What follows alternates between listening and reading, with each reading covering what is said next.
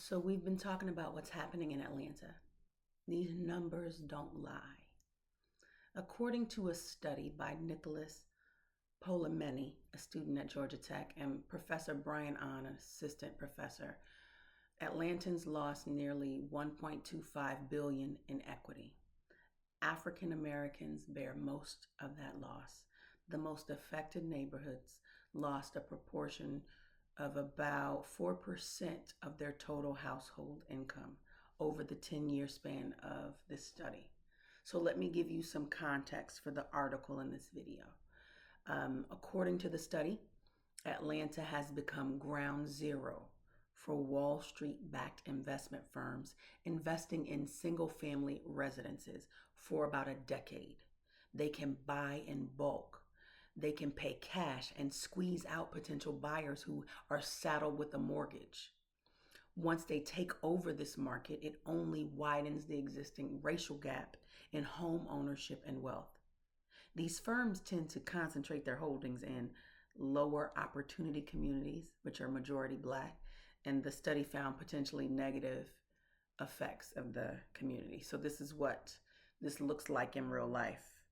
The people can't, or they sell the homes, then there's rentals in the neighborhood, higher eviction filing rates, shrunken home ownership for Black people, discounted home purchase prices, because who wouldn't take a slight discount for a fast 7-10 day cash closing? What are we losing really? The study references the 1.25 billion lost in financial equity, but what does that mean?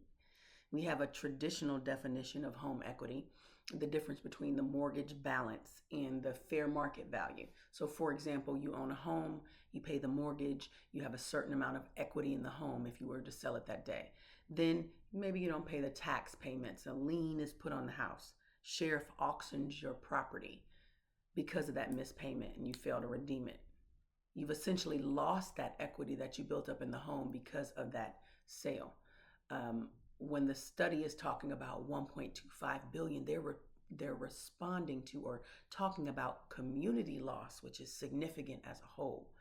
Neighborhoods such as Grant Park, Adair Park, Pittsburgh losing 35 million over the span of the study. These corporate purchases have a ripple effect. Think about these purchases in light of the fact that nearly 1 in 4 mortgage applications from Black borrowers are denied, according to a 2023 report. When these houses are sold, families often rent rather than repurchase. Atlanta has experienced some of the fastest rising rents in the nation. In fact, the average monthly rent for a one-bedroom jumped from $1,300 in July 2019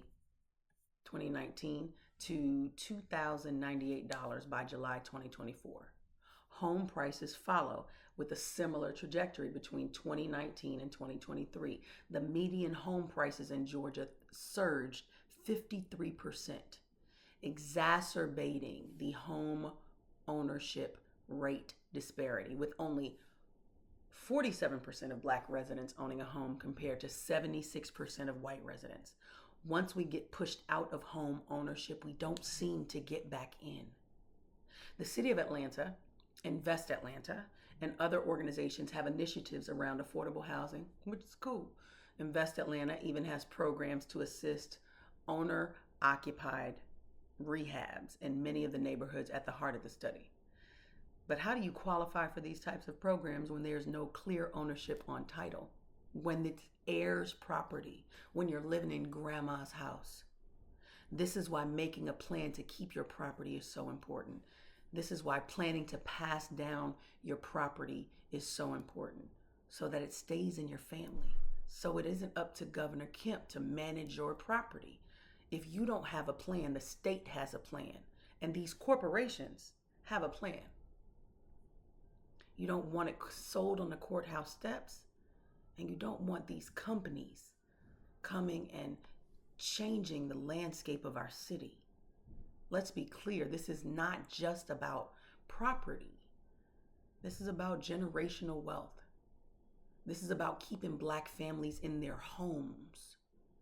This is about protecting our communities and how we know them from being erased. So, what can you do right now? You can start the conversation.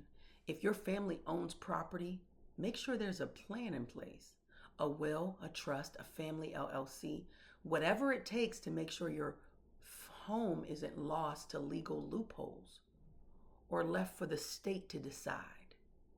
If you'd like to read more about the topic, there's a link to the study in my bio. There's a link to my article at the Atlanta Voice Gentrification Silent Partner, or click the link to schedule a discovery call with my office. Drop a comment if you've seen this happen in your community. Share this video with someone who needs to hear it. And let's protect Black home ownership in Atlanta together.